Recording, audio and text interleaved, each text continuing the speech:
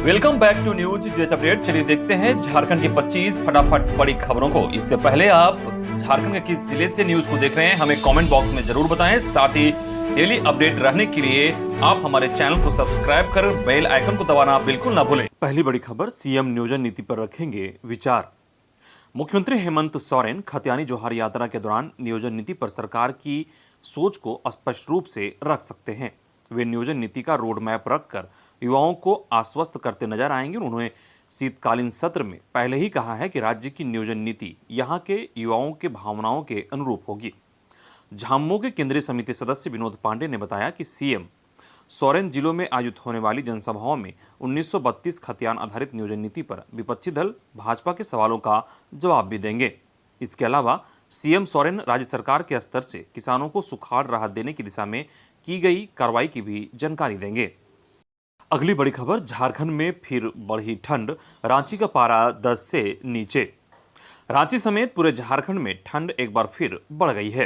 राज्य के सभी हिस्सों में न्यूनतम तापमान में 2 से 3 डिग्री की गिरावट दर्ज की गई है।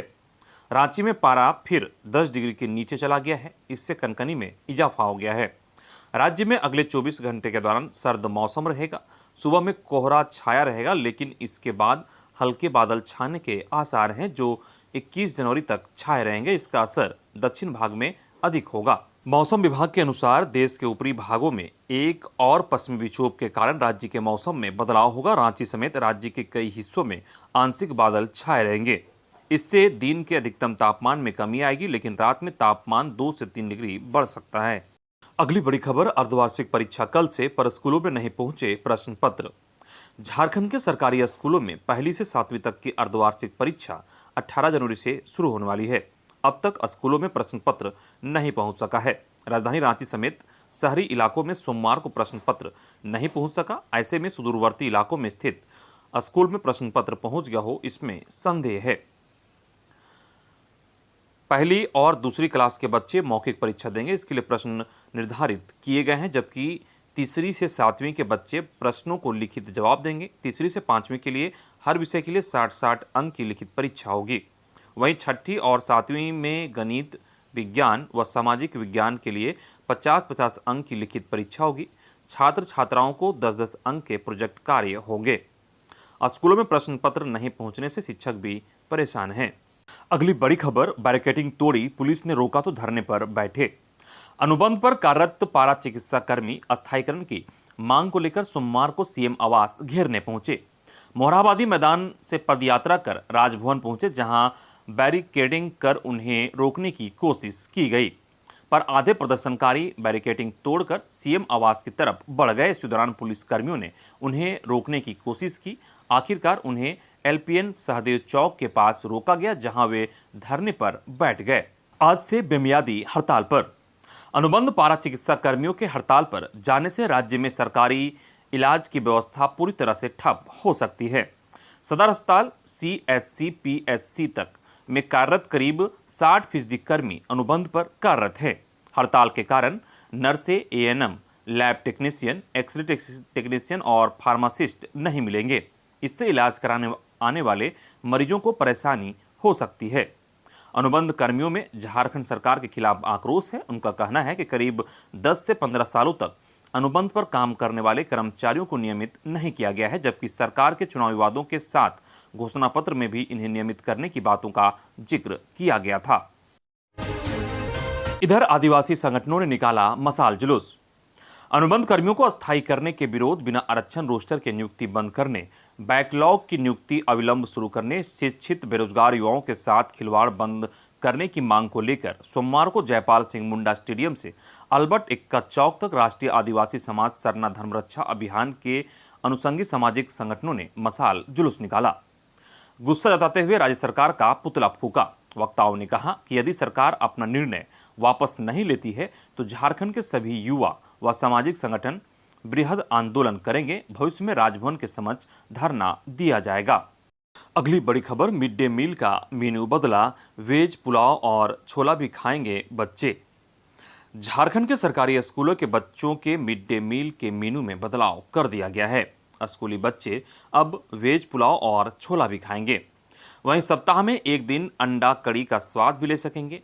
स्कूली शिक्षा व साक्षरता विभाग ने मिड डे मील के मेन्यू में आंशिक बदलाव किया है। स्कूली शिक्षा व साक्षरता विभाग के सचिव के रवि कुमार ने सभी उपायुक्त, उप विकास आयुक्त और जिला शिक्षा अधीक्षकों को निर्देश दे दिया है।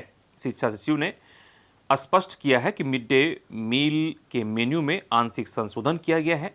अब 1 से 8वीं तक के बच्चों को सोमवार और शुक्रवार को अंडा दिया जाएगा। इसमें सोमवार को अंडा कड़ी और शुक्रवार को उबला हुआ अंडा मिलेगा। जिन सोमवार या शुक्रवार को अवकाश रहने की वजह से छात्र छात्राओं को यह नहीं मिल सकेगा, उन्हें अगले विद्यालय दिवस में दिया जाएगा। अगली बड़ी खबर, झारखंड हाईकोर्ट ने राज्य सरकार से पूछा कब तक होगी राज्य सूचना आयुक्त की नियुक्ति, जेपीएससी मामले में हुई सुनवाई। झारखंड हाईकोर्ट के जस्टिस आनंद सेन की अदालत ने एक मामले में सुनवाई करते हुए राज्य सूचना आयोग की नियुक्ति के संबंध में सरकार से जवाब मांगा है। अदालत ने सरकार से पूछा है कि सूचना आयोग में कब तक नियुक्ति कर ली जाएगी। मामले में अगली सुनवाई 3 सप्ताह बाद होगी। अदालत ने 7वीं से 10वीं जेपीएससी परीक्षा में अभ्यर्थियों को उत्तर पुस्तिका और कट ऑफ मार्क्स दिखाए जाने के मामले में सुनवाई करते हुए उक्त आदेश पारित किया है। सुनवाई के दौरान प्रार्थी के अधिवक्ता अमृतांश वत्स ने बताया कि राज्य सूचना आयोग में आयुक्त का पद कई माह से खाली है। अगली बड़ी खबर, झारखंड में 14 फरवरी तक हो जाएगी नए डीजीपी की नियुक्ति। झारखंड में 14 फरवरी तक नए डीजीपी की नियुक्ति कर ली जाएगी। वर्तमान डीजीपी का कार्यकाल 11 फरवरी को समाप्त हो रहा है। 14 फरवरी तक अस्थायी डीजीपी की नियुक्ति हो जाएगी। इसके लिए यूपीएससी से 3 नाम सरकार को मिल गए हैं। झारखंड सरकार ने सोमवार को सुप्रीम कोर्ट में यह जानकारी दी। अगली बड़ी खबर, झारखंड और केरल पर्यटन के क्षेत्र में करेंगे विकास। झारखंड और केरल पर्यटन के क्षेत्र में एक दूसरे के साथ मिलकर काम करेंगे। मुख्यमंत्री हेमंत सोरेन ने केरल के मुख्यमंत्री पिनाराई विजयन से तिरुवनंतपुरम में सोमवार को शिष्टाचार मुलाकात की। इस मौके पर मुख्यमंत्री ने विभिन्न मुद्दों पर चर्चा की। दोनों राज्य के मुख्यमंत्री ने हर क्षेत्र में एक दूसरे का सहयोग करने की बात कही। इसके अतिरिक्त मुख्यमंत्री ने केरल के तर्ज पर झारखंड के पर्यटन को विकसित करने में सहयोग करने का आग्रह किया। अगली बड़ी खबर, 100 करोड़ का मिड डे मील घोटाला। प्रवर्तन निदेशालय ने 100 करोड़ रुपये के मिड डे मील घोटाले के आरोपी भानु कंस्ट्रक्शन के संचालक संजय तिवारी के विरुद्ध रांची पुलिस को प्राथमिकी दर्ज करने की अनुशंसा की है। इसे लेकर ईडी ने सोमवार को रांची पुलिस को पत्र लिखा है। इसमें कहा गया है कि ईडी की जांच में यह बात सामने आई है कि संजय तिवारी बड़ा जालसाज है। उसने अपनी सभी 5 महंगी एसयूवी गाड़ियों में फर्जी रजिस्ट्रेशन नंबर लगवा रखे थे। यही नहीं, उसने राष्ट्रीय राजमार्ग प्राधिकरण के नाम पर अपनी फर्जी पहचान पत्र भी बनवा रखा है। अगली बड़ी खबर, आज से शुरू हो रही मरांग बुरू बचाओ भारत यात्रा। गिरिडीह जिले के पारसनाथ पहाड़, जिसे आदिवासी मरांग बुरू कहते हैं, को बचाने सहित आदिवासियों के कई मुद्दों को लेकर आज से मरांग बुरू बचाओ भारत यात्रा की शुरुआत हो रही है। यह यात्रा आज से जमशेदपुर से शुरू हो रही है। इस यात्रा को नेतृत्व आदिवासी सेंगल अभियान के राष्ट्रीय अध्यक्ष और पूर्व सांसद सालखन मुर्मू करेंगे। इस यात्रा की विस्तृत प्लानिंग उन्होंने साझा की है। यात्रा के बाबत उन्होंने बताया कि यह यात्रा अपने आप में इतिहास रचेगी। साल 2023 में हम लोग किसी भी सूरत में सरना धर्म कोड को लागू करवा ही लेंगे। इसके साथ आदिवासियों के भविष्य को लेकर जो भी बेहतर होगा उसे हम लागू कराएंगे। अगली बड़ी खबर, हाईटेक होगी Jharkhand traffic police. Hidden camera, आधुनिक ब्रेथ एनालाइजर मशीन और लेजर गन खरीदेगी झारखंड पुलिस। झारखंड में ट्रैफिक पुलिस आधुनिक तौर पर खुद को और मजबूत करने में लगी है। ट्रैफिक पुलिस के पास ब्रेथ एनालाइजर मशीन है जो शराब में गाड़ी चलाने वालों को पकड़ती है। अब इस मशीन को अपडेट करने की तैयारी है। पुलिस की नई ब्रेथ एनालाइजर मशीन में की 417 ब्रेथ एनालाइजर मशीन खरीदने का प्रस्ताव बनाया गया है। इस मशीन में कैमरा लगा होगा जो चालक की तस्वीर भी लेगा।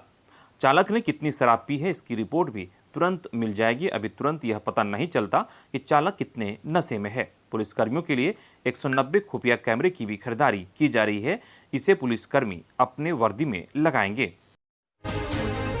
अगली बड़ी खबर, गणतंत्र दिवस के पहले दहलाने की साजिश नाकाम, दुमका पुलिस और एसएसबी की कार्रवाई, भारी मात्रा में विस्फोटक बरामद। गणतंत्र दिवस के पहले दुमका पुलिस और एसएसबी को बड़ी सफलता हाथ लगी है। नक्सलियों द्वारा छुपा कर रखे भारी मात्रा में विस्फोटक बरामद किया गया है।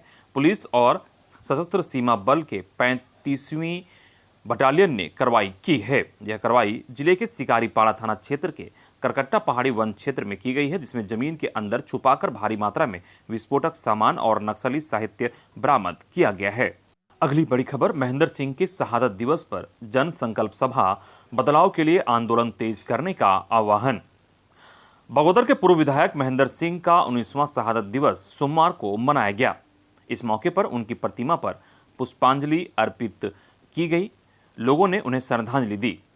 जननायक को श्रद्धांजलि देने के लिए हजारों की संख्या में लोग जुटे हुए थे। इस मौके पर जनसंकल्प सभा का आयोजन किया गया। सभा को मुख्य वक्ता भाकपा माले के राष्ट्रीय महासचिव दीपंकर भट्टाचार्य ने संबोधित किया। अगली बड़ी खबर, 5 मार्च को रांची में आदिवासी बचाओ महारैली। आदिवासी समन्वय समिति के तत्वाधान में सोमवार को करमटोली स्थित धूमकुड़िया भवन में विभिन्न आदिवासी संगठनों की बैठक हुई।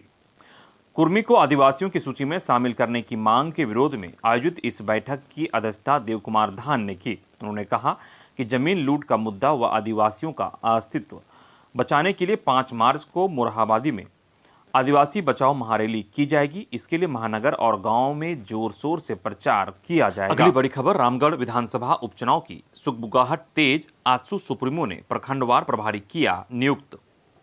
झारखंड के रामगढ़ विधानसभा में उपचुनाव की सुगबुगाहट तेज होने लगी है। हालांकि अभी चुनाव की तारीख की घोषणा नहीं हुई है। इसके बावजूद विभिन्न राजनीतिक पार्टियां अभी से तैयारी शुरू कर दी है। आजसू प्रमुख सुदेश कुमार महतो के निर्देशानुसार रामगढ़ विधानसभा उपचुनाव को लेकर प्रखंडवार प्रभारियों को नियुक्ति की गई है। इसको लेकर आजसू पार्टी के केंद्रीय मुख्य प्रवक्ता डॉक्टर देवशरण भगत ने कहा कि गांव एवं वार्ड स्तर के कार्यकर्ताओं की टीम को और मजबूत करने तथा सदस्यता अभियान की गति को और तेज करने के उद्देश्य के साथ रामगढ़ के प्रत्येक ब्लॉक के प्रभारियों की नियुक्ति की गई है। उन्होंने कहा कि सभी प्रभारी उपचुनाव की तैयारियों को लेकर ग्राम संवाद करेंगे।